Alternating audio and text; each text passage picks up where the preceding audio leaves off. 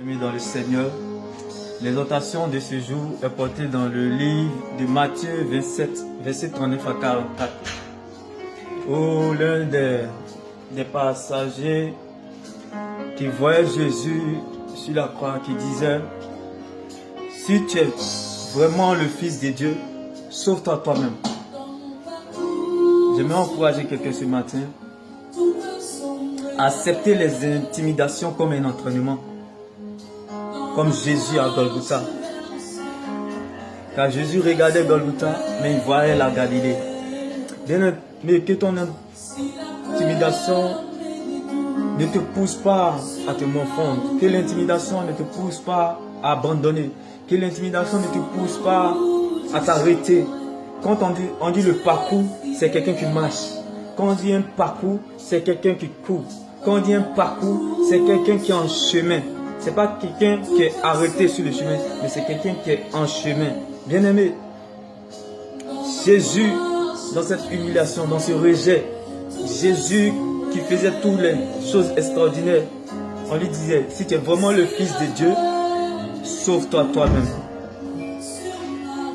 Bien-aimé, Jésus a accepté l'intimidation parce qu'il a vu cette intimidation comme un entraînement.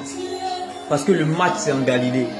Bien-aimé, regarde l'intimidation comme tu regardes Golgotha. Mais vois la Galilée, bien-aimé. Vois ta sortie, vois ta fin.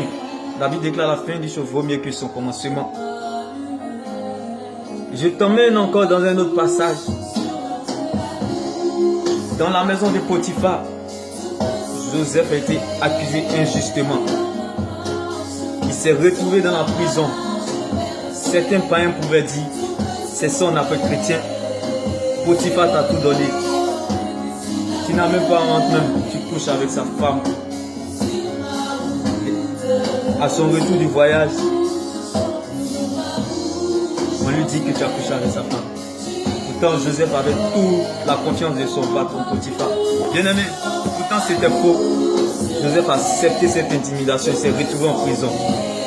Tout comme toi aujourd'hui, tu marches avec le Seigneur. Dans ta marche chrétienne, tu vis la honte, tu vis l'humiliation, tu vis le rejet, la jalousie. Tu n'arrives même pas à t'en sortir. Tu n'as même pas un centime pour te donner à manger ou bien pour faire quelque chose. Tout comme Joseph, il a accepté.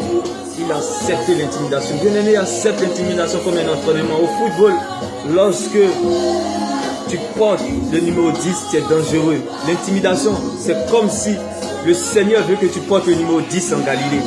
Lorsque tu es à Golgotha, dans l'intimidation, le Seigneur veut que tu portes le numéro 10 en Galilée. Bien-aimé, regarde Golgotha, mais vois la Galilée. Parce que c'est toi qui vas porter le numéro 10. Tu es le 10 des chrétiens, bien-aimé. Oui, c'est toi qui m'écoutes, toi qui m'entends, toi qui me suis, toi qui me lis. Tu es le 10 des chrétiens. Oui, c'est toi qui vas porter le numéro 10 en Galilée.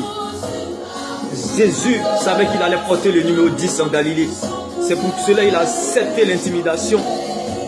On dit: si tu es vraiment le Fils de Dieu, tu es vraiment le Fils de Dieu, sauve-toi toi-même sur la croix.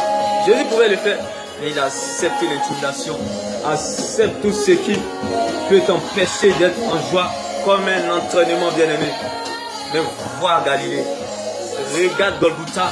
Regarde cette intimidation comme Golgotha, mais vois la Galilée, bien-aimé. Vois la fin. C'est la fin du chose vaut mieux que son commencement.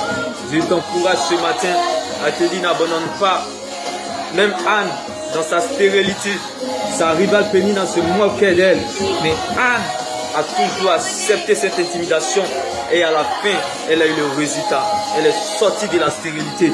Bien-aimé, tu sortiras de tout ce qui t'empêche de manifester la joie. L'intimidation, on appelle ça le combat du cœur. L'intimidation vient réveiller le Christ qui est en toi, le Christ qui sommeille en toi. L'intimidation vient réveiller cela. Alors, sache que c'est parce que tu vas porter le numéro 10 comme Jésus en Galilée, qu'à Golgotha, on t'intimide. Oui, c'est parce que tu dois porter le 10. Oui, tu dois porter le 10 des chrétiens en Galilée. C'est pour cela, à Golgotha, tu subis l'intimidation. Donc, qu'il en soit ainsi dans ta vie. Ne te laisse pas tromper par tout ce qui se raconte à gauche ou à droite, devant ou derrière, en haut ou en bas. Et sache que Dieu est avec toi. La vie chrétienne n'exclut pas les difficultés. La vie chrétienne n'exclut pas les choses compliquées dans la vie de ses élus. La vie chrétienne n'exclut pas les pleurs. La vie chrétienne n'exclut pas la douleur.